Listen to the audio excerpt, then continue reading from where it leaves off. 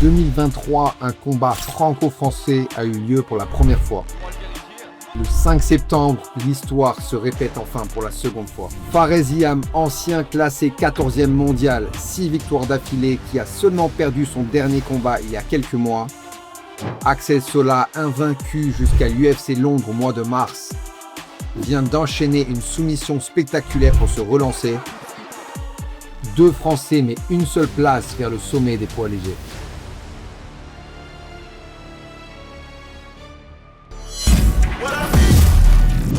Ok les amis, c'est officiel, on a notre choc franco-français entre Fares Ziam et Axel Sola. Avant de commencer tout ça les gars, comme vous le savez, je suis actuellement au Japon, je suis à Tokyo, c'est pour ça que je suis dans ma chambre d'hôtel actuellement en train de filmer cette vidéo. Il fallait que je la fasse le plus vite possible, du coup j'avais pas le temps de rentrer en Nouvelle-Zélande avant, je serai de retour la semaine prochaine les amis. Mais voilà, il fallait que je fasse cette analyse, c'est un combat de feu les gars, j'adore les deux combattants, les deux ont un style que j'aime beaucoup. Les deux sont des très bonnes personnes également, sont des mecs que je trouve très bien autant dans la cage que en dehors de la cage. Donc j'ai hâte de voir ce combat. Bien entendu, on sera heureux pour le vainqueur, mais on ne sera pas content pour l'autre. Mais bon, c'est la loi du sport, malheureusement, c'est comme ça. Je suis sûr qu'ils seront très bien les deux dans leur futur combat par la suite. Mais bon, c'est les aléas d'une carrière. Des fois, il faut combattre quelqu'un que tu connais personnellement sur les choses. C'est la vie, malheureusement. Et ils se retrouvent en plus à un moment de leur carrière qui est quand même assez intéressant. On avait Fares Ziam qui était sur la montée, qui a eu 6 victoires d'affilée jusqu'à monter à la 14e place du classement mondial. Et ensuite, ils lui ont donné un nom classé. Ils lui avaient donné Tom Nolan, l'Australien, contre qui il a perdu. Et maintenant, c'est un petit peu chemin inverse. C'est Axel Sola, invaincu jusqu'à l'UFC Londres et a perdu une décision à l'UFC Londres. Et là, il revient sur son dernier combat. Il y a de ça seulement quelques semaines à l'UFC Abu Dhabi. Un combat qu'on a analysé, les gars, dans la vidéo précédente quand il a combattu contre Bonfim. Il a eu une victoire impressionnante avec une très belle soumission. Et là, immédiatement, il lui redonne un combat de la plus haute renommée contre Fares Ziam, un ancien classé du top 15 mondial, un choc franco-français. Ça va être un très très beau combat, les gars. J'imagine que tout le monde a hâte de regarder ce combat. En tout cas, moi, j'ai hâte. J'ai regardé plusieurs de leurs combats précédents, une fois de plus, pour pouvoir faire cette analyse de combat. Je suis seulement resté sur un combat de Fares et un combat d'Axel. Je pense que ça suffit amplement pour faire cette analyse. Vous allez comprendre pourquoi. D'ailleurs, les gars, ceux qui me disent cligner des yeux, je cligne des yeux. Mais il y a de l'editing, les amis. Ok, donc des fois sur l'editing, on ne voit pas que je cligne des yeux. Et je suis concentré dans ces vidéos d'analyse. C'est pour ça que je cligne pas des yeux autant. Fares Ziam, 29 ans, il vient de Lyon en France, mais j'ai vu qu'il s'entraînait aussi avec Trevor Whitman aux US. Il me semble qu'il avait changé de team, si je dis pas de bêtises, donc je sais pas comment ça se passe en termes de coaching. Est-ce qu'il fait tout son training camp aux US? Il revient sur la dernière partie à Lyon et il aura les coachs des deux teams qui seront dans son corner. Est-ce qu'il va avoir seulement les corners des US ou seulement les corners de Lyon? Je ne suis pas sûr. En tout cas, ça va être très intéressant parce que je crois que ce sera son premier combat où il a officiellement changé de team. Donc c'est quand même très très intéressant. Ça prend toujours un petit peu de temps à se réadapter à une nouvelle team. Donc j'ai hâte de voir le résultat que ça va donner pour Fares. Il a un record de 18 victoires pour 5 défaites, dont 8 victoires à l'UFC pour 3 défaites. Il était donc classé 14 mondial jusqu'à qu'il perde contre l'Australien Tom Nolan. Je l'avais dit les gars, c'était pas un combat facile, c'était un combat piège. Malheureusement, il a perdu, mais l'avantage que Axel Sola va avoir sur ce combat, c'est qu'il peut analyser ce combat parce que Tom Nolan est également gaucher, grand, costaud, tout comme Axel. Ils ont un style qui peut être plus ou moins similaire et il va pouvoir voir ce que Tom a fait contre Fares, qui a fonctionné ou non fonctionné. Et bien entendu, Fares va devoir se réadapter aux erreurs qu'il a pu faire sur ce combat précédent. Ok, on analyse maintenant notre Niçois Axel Sola qui a 28 ans, vient de Nice. Il a un record de 12 victoires, une défaite et un nul sur ses 14 combats. Il en a 3 à l'UFC, 2 victoires et une défaite, sa dernière défaite étant à l'UFC Londres contre Mason Jones. On l'avait également analysé les amis, retournez la voir. Axel, c'était l'ancien champion de Arès avant qu'il signe à l'UFC, on s'en souvient, il était sur une grosse série de victoires, il avait fait des combats très impressionnants sur la scène française. Ça fera que 1 an tout juste que Axel Sola a signé à l'UFC, ça devient déjà un gros nom de la catégorie lightweight. Ça ne me surprend pas, tout simplement parce que Axel est très fort. Je me suis entraîné avec lui à de multiples reprises, comme vous savez. Il est physiquement très costaud. On l'avait vu sur son premier combat d'UFC. Il avait combattu Rhys McKee chez les welterweight dans la catégorie supérieure et Axel avait eu un très très beau finish dans le dernier round. et ça lui avait clairement lancé sa carrière UFC de la plus belle des manières. Ensuite, malheureusement, perdu son deuxième combat et la revenu il y a de ça quelques semaines pour une belle victoire contre le Brésilien. Winamax, merci à eux, ils sponsorisent ces vidéos une fois de plus, les gars. Comme vous le savez, pour les nouveaux inscrits, Winamax vous rembourse en cash jusqu'à 100 € votre premier pari si jamais vous l'avez perdu. Mais avec des analyses comme ça, j'espère bien que vous n'allez pas perdre, mais au moins ça limite les risques. Les mineurs, interdits de jouer. Tous les autres, les gars, on ne joue pas des millions. N'oubliez pas d'utiliser mon code JOUC10. Maintenant, on va analyser les combats, les amis, en commençant donc par Fares Ziam quand il a combattu Tom Nolan. C'est le seul combat de Fares qu'on va analyser. Comme j'ai dit, Tom Nolan a un style de combat, un gabarit et a le même stance, donc à la même position de combat que Axel Sola. Je pense que pour les deux combattants, ça va être des combats à regarder et à regarder. Rappelons-le, ce combat, c'était seulement 3 mois avant l'UFC Paris. C'est pas longtemps du tout, tout comme le combat d'Axel Sola qui aurait eu lieu quelques semaines également avant l'UFC Paris. Pour les deux, c'est quand même un point intéressant dans le sens où, vous savez les amis, on fait un sport de combat où on perd beaucoup de poids. Je sais pas combien exactement perd Fares, tout ce que je sais c'est que le mec est très très grand. Je me rappelle quand je l'ai vu à l'UFC Paris à l'époque, quand j'y avais combattu, il était plus grand que moi alors que je suis quand même grand pour un welterweight et combat dans la catégorie inférieure. Je me suis dit comment ce mec peut faire lightweight. Donc ouais, j'imagine qu'il perd pas mal de poids. Axel, je le sais, il perd beaucoup de poids également. Je pense que les deux ça va le faire. Ils vont réussir à faire le poids comme prévu, mais ensuite c'est est-ce qu'ils vont se retrouver à 100% dans la cage, est-ce qu'ils auront récupéré à 100% de leur régime pour pouvoir combattre au maximum et surtout pouvoir prendre des coups sans avoir les mêmes conséquences que si le régime n'avait pas été aussi bien. Pareil pour Axel Sola, le seul combat qu'on va voir de sa part, ce sera son premier combat à l'UFC contre Rhys Maki, où pareil, Rhys Maki est très grand, très longiligne, bon striking, tout comme Fares, même s'il n'a pas le même niveau de grappling, je pense que Fares, les deux c'est des combats très similaire. Je pense qu'il y a beaucoup de choses à regarder sur ces deux combats. Ok.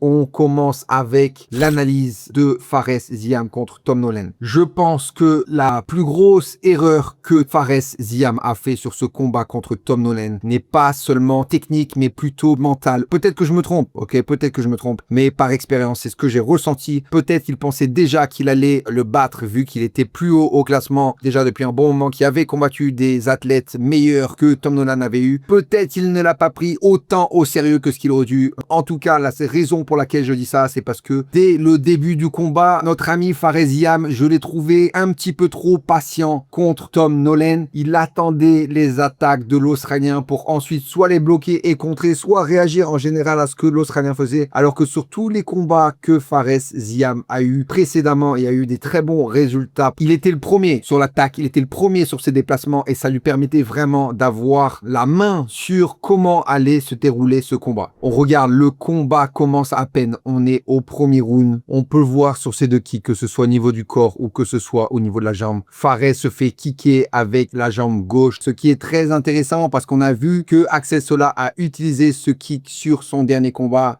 Et là, ce qu'il fait, Fares, au lieu de juste être à une distance où il fait manquer son adversaire pour ensuite réétablir la bonne distance, il a une distance où il se fait quand même toucher et ensuite il essaie de contrer. Sauf que, bien entendu, quand tu te fais toucher par ce genre de kick, tu es déjà déséquilibré et en plus, ton adversaire peut te lire beaucoup plus facilement, ce qui fait que c'est beaucoup plus difficile de contrer. C'est pas comme si tu arrives à contrer au moment où le mec attaque et tu contres au même moment, ce qui fait que tu touches en premier. Là, quand tu es d'abord déséquilibré par le kick et ensuite tu reviens, ça va être beaucoup plus difficile de faire des vrais dégâts et surtout que ton adversaire ne voit pas les attaques qui arrivent. Pareil, sur cette séquence, on le voit, il attend, il essaie d'être patient et au moment où Tom Nolan touche, ça touche d'abord la jambe et ensuite il essaie de contrer par-dessus avec sa main gauche. Je préférais voir Fares Ziam sur ses actions, avoir des feintes, avoir des réactions, ce qui fait que si Tom Nolan, et dans ce cas-là, du coup, Axel Sola attaque, il va attaquer à cause de la réaction ou à cause de la feinte ou à cause de l'attaque de Fares, ce qui va faire qu'il va pouvoir réadapter la distance pour faire louper son adversaire et potentiellement contrer par la suite au lieu de d'abord se faire déséquilibrer, même si l'impact n'était pas forcément très fort, mais les conséquences ne sont pas les mêmes par la suite. Et là, on peut le voir sur cette séquence, que cette fois-ci, Tom Nolan, il vient avec ses mains au lieu de venir avec ses pieds. Il envoie un beau 1-2. Il va à l'extérieur, prend le dos de Fares Ziam, le lève et le jette par terre et ensuite va pouvoir rester en position dominante et faire des beaux dégâts. Je pense que c'est à ce moment-là que Fares s'est sûrement dit « Oh merde, l'Australien est un petit peu meilleur que ce que je pensais et ça risque d'être un petit peu plus difficile que ce que j'imaginais. » Je sais pas, mais je pense que c'est quelque chose qu'en tant que combattant, on a tous déjà eu dans nos combats précédents. Un combat qu'on pensait qui allait être assez facile, au final ça l'était pas. Ou un combat qu'on pensait qui allait être assez difficile, au final on a gagné assez facilement. Donc des fois, le mindset, ça peut nous mettre dans une position un petit peu délicate. Et là, la réalité des choses, c'est qu'une fois qu'il s'est fait takedown par l'Australien va pouvoir rester en position dominante. Il fait les dégâts nécessaires pour pouvoir rester en position dominante et clairement gagner le round. Il va rester en position dominante pendant quasiment 2 minutes, ce qui est quand même énorme sur ce round de 5 minutes et ça va lui donner la victoire du round assez facilement. Et ensuite, tu commences le deuxième round contre un mec où tu te disais, ok,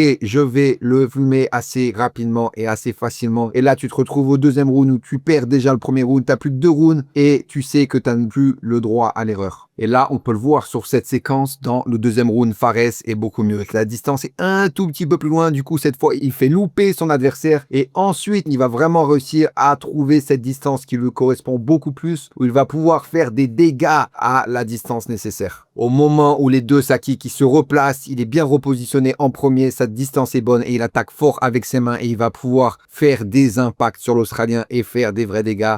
Il va falloir que Fares soit extrêmement concentré sur cette distance, surtout qu'Axel Sola, croyez-moi les amis, est très fort également et est très bon sur sa distance. Et je pense que c'est ce qui va faire que l'un ou l'autre va gagner ce combat. Regardez, pareil sur cette séquence, c'était très bien fait de la part de Fares Ziam. Il a réussi à mettre la pression après son attaque avec les poings sur l'Australien. Il a repoussé sur la cage et ça revient un petit peu mieux. Sauf que cette fois, Fares a la distance parfaite au moment où l'Australien attaque avec le kick. C'est beaucoup plus facile maintenant qu'il contrôle le milieu de la cage pour Fares de juste enlever sa jambe pour faire manquer l'Australien et pour pouvoir dire à l'Australien, non, maintenant c'est moi qui ai la distance, c'est moi qui contrôle la cage et c'est lui qui dirige cette partie du combat. Le seul problème, c'est là, c'est les séquences qui suivent juste là. Oui, il a dominé cette séquence, mais ensuite il redevient patient, il recule, il relaisse Tom Nolan reprendre le devant et reprendre le milieu de la cage. Et Tom Nolan, au bout d'un moment, c'est le genre de mec qui va pas attendre. C'est lui, par contre, il va attaquer. Des fois, il va un petit peu trop attaquer. C'est comme ça qu'il se fait toucher fort. Mais là, c'est ce qu'il fait et il rend une fois de plus Fares Ziam un petit peu trop timide dans ce genre d'échange, ce qui va faire que par la suite, il va perdre le round une fois de plus. Ok, il y a clairement 2 rounds à 0 pour l'Australien. Fares Ziam sait qu'il a perdu ce combat s'il n'arrive pas à terminer l'Australien. Je sais pas si c'est ce qu'il s'est dit dans son corner, mais j'imagine que oui. En tout cas, il arrive avec une stratégie un petit peu différente sur le troisième round, ce qui est peut-être la solution qu'il va vouloir ou devoir aborder contre Axel Sola, je ne sais pas. On peut voir que cette fois, il va essayer d'aller en position dominante sur la partie grappling. On l'a pas forcément beaucoup vu sur la partie offensive grappling. Notre ami Fares sur le début de sa carrière UFC. On l'a plutôt vu sur la partie défensive où il a quand même très bien réussi à défendre certains des meilleurs attaqueurs de soumission, on va dire, dans le game, dans sa catégorie. Là, il va montrer quelques parties offensives de son grappling avec ce takedown magnifique, qui est d'ailleurs l'un des takedowns que j'ai enseigné à l'un de mes séminaires quand j'étais sur l'île du Sud en Nouvelle-Zélande. C'est très très bien fait. Il le pousse sur la cage, il a le bras à l'extérieur, il prend le single leg, il le lève, il a encore l'adversaire qui est levé au niveau de sa hanche, il le décale, il se tourne pour que l'adversaire n'ait plus le dos à la cage et il va crocheter la jambe gauche de son adversaire avec sa jambe gauche et il le jette par terre comme un sac à patates. C'est très très bien fait de la part de Fares. Surtout que Tom Nolan est fort physiquement les amis, c'est loin d'être un petit lightweight et il le jette par terre. Et ensuite il va réussir à rester en position dominante, faire des dégâts pendant quelques temps et peut-être potentiellement gagner le troisième round, mais ça ne sera pas assez malheureusement pour Fares Ziam. Voilà, je pense que la conclusion de ce combat, c'est Fares a été trop timide et trop patient, surtout au début du combat et il a attendu un petit peu trop tard pour changer de stratégie. Je pense que Fares va devoir être le premier sur l'attaque ou au moins sur ses feintes pour avoir les réactions d'Axel Sola et ensuite pouvoir en tirer avantage. On parlait de ce combat que Fares a eu contre l'Australien qui serait très intéressant à regarder pour Axel et son équipe à Nice pour vraiment analyser ce combat. Bah là, c'est pareil pour ce combat qu'on va analyser maintenant. C'était Axel contre Rhys Maki lors de son premier combat à l'UFC. C'était à l'UFC Paris l'année dernière. C'est un combat que Fares Ziam et son équipe font sûrement analyser à de multiples reprises. Je pense qu'il y a énormément de choses à apprendre sur ce combat pour Fares, pour ce qu'il devrait faire ou ne pas faire contre Axel Sola. C'est un style similaire, bien entendu, car le mec, c'est un grand striker qui est également droitier, tout comme Fares. Et bien entendu, Axel Sola a réussi à prendre le dessus après quelques temps dans le combat et a bien entendu eu un très très beau finish, on s'en rappelle. Pareil, j'avais fait l'analyse les gars, donc allez voir la vidéo. Fares était un petit peu trop patient, un petit peu trop timide sur ses attaques. C'est la différence entre être passif et être patient. On peut voir que Axel Sola est patient et pas passif. Il fait des feintes avec son bras avant, ce qui va lui donner les réactions de son adversaire pour pouvoir ensuite en tirer avantage plutôt que tout simplement rester devant lui et ne rien faire et juste attendre que le mec en face attaque et ensuite c'est toi qui subis les attaques. On peut voir là sur cette séquence, ça bouge à peine. Axel qui utilise son jab au maximum, pas forcément pour toucher, il sait très bien qu'il va pas toucher sur ses attaques, mais il voit les réactions. Ok, est-ce que ça essaye de bloquer, est-ce que ça essaye de se décaler en arrière, en avant, sur le côté, est-ce que ça contre à chaque fois que j'essaie de jabber? Tout ce genre de réponse, c'est ce que Axel va devoir enregistrer par la suite pour ensuite pouvoir vraiment utiliser les attaques où il sait que cette fois-ci il va toucher et il va vraiment pouvoir faire de beaux impacts. J'avais déjà dit sur le combat qu'on avait analysé précédemment d'Axel, mais là on va le revoir une fois de plus. Axel très très bien, on peut voir la distance parfaite, comment il évite le jab de Maki juste là. On peut voir le punch qui s'arrête à ça du visage d'Axel tout simplement parce que la distance est très très bonne. Et on peut voir aussi, c'est difficile à voir là juste derrière, mais Axel qui a toujours son pied à l'extérieur du pied de Maki, ce qui est en gaucher contre droitier souvent l'une des priorités qu'on te rappelle quand on te l'enseigne pour vraiment pouvoir ensuite placer ta main arrière le mieux possible et faire des vrais dégâts. Et là pareil, c'est ce qu'il va sûrement essayer ou en tout cas devoir faire contre Fares Ziam, attaquer et ressortir pour vraiment frustrer Fares le plus possible. Ne pas rester dans cette distance où Fares va pouvoir le contrer parce que Fares est très très bon les amis. Ne l'oubliez pas, Fares est un très très bon athlète qui va essayer de le contrer si jamais Axel est un petit peu trop lent à se retirer après ses propres attaques. Et là c'est pareil, une fois qu'il a trouvé la bonne distance avec son jab et avec ses kicks, il va forcément essayer d'attaquer fort avec sa main arrière, donc son bras gauche vu qu'il est gaucher. On vous le rappelle là, on peut voir la main gauche en ligne qui va toucher très très fort sur le visage de Maki et qui envoie sa tête en arrière. C'était un coup qui a fait forcément très mal et qui va donner des réactions par la suite. Les gars, vous savez que je connais très bien Aldric et la team à Nice, mais je n'en ai pas parlé avec lui ou avec qui que ce soit au moment où je filme. Donc, il n'y a pas de « Ah ouais, tu sais ci, tu sais ça ». Non, je n'ai pas du tout parlé à qui que ce soit à Nice, les gars. Vous pouvez demander. Je ne sais pas le gameplay. Ça, c'est juste que moi, je pense parce que je veux pas d'histoire à dire le gameplay de X ou Y, ok, c'est seulement mon avis, mais je pense que Axel va devoir un petit peu mixer avec son grappling également. Ce serait le meilleur gameplay pour Axel de pas seulement être sur le striking, même si c'est un très très bon striker. Je veux voir Axel, s'il veut gagner ce combat, vraiment mixer avec son grappling, mais plutôt sur les attaques de Fares Ziam. Ok, je vous montre. Il l'a très bien fait là contre Rhys Maki. Au moment où Rhys fait son jab, Axel passe en dessous et il va attraper la jambe et il va essayer d'aller au grappling comme ça. Je pense que le meilleur gameplay pour Axel, mais aussi potentiellement d'ailleurs pour Fares Ziam, les gars, je pense que le gameplay peut être très très similaire des deux côtés, même si je pense que Fares va sûrement aller un petit peu plus au striking, Axel va vouloir un petit peu plus aller au grappling. Je pense que le grappling peut être quand même intéressant des deux côtés. Là, on peut voir que Axel attrape du single leg au double leg, il pousse et il arrive à faire tomber l'Irlandais. On l'a vu sur son combat précédent, les gars. Axel est très fort au sol. Il a eu la soumission contre l'autre Brésilien, j'ai oublié son nom, excusez-moi. Peu importe, c'est un très bon grappleur également. Je pense vraiment qu'il va devoir mixer ses attaques, mais comme j'ai dit, pas sur ses points et ensuite il shoot, mais plutôt essayer de frustrer Fares. Et quand Fares est frustré et que Fares essaie d'attaquer un petit peu trop fort, un petit peu trop vite, Axel Sola change de niveau go, shoot en dessous, attrape une jambe et essaye de take down Fares Ziam et de rester en position dominante. Si il arrive à faire ça sur Fares, ça risque de donner quelques problèmes à Fares, même si Fares est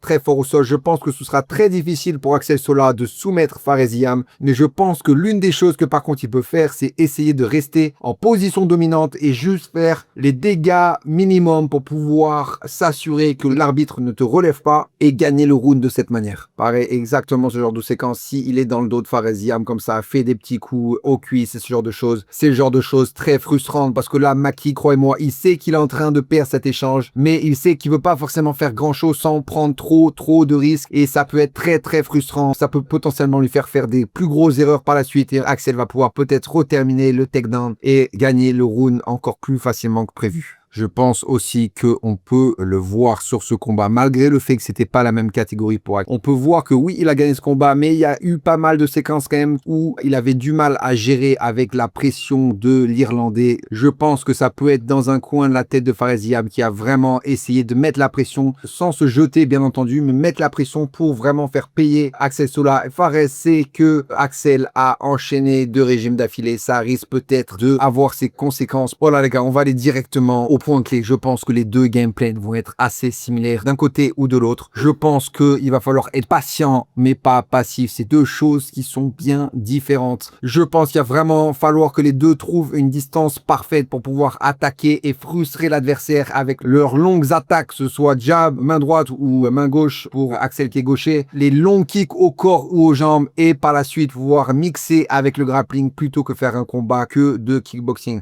On va voir. Je pense pas qu'il y ait de finish sur ce combat. Je pense que ça va être un combat qui va aller à la décision, mais peut-être que j'ai tort les gars, on va voir. En tout cas, je souhaite bon courage aux deux athlètes. J'ai hâte de voir ce combat. Je sais pas où ça va être sur la carte. Est-ce que ça va être le common event? Est-ce que ça va être au début de la main card? On va voir. En tout cas les gars, dites-moi dans les commentaires s'il y a d'autres combats que vous voulez que j'analyse avant l'UFC Paris. Et voilà les amis, moi je finis mon road trip au Japon. Ensuite, je rentre en NZ, retour au boulot à 100% les amis. Voilà, on se voit bientôt. Ciao les gars.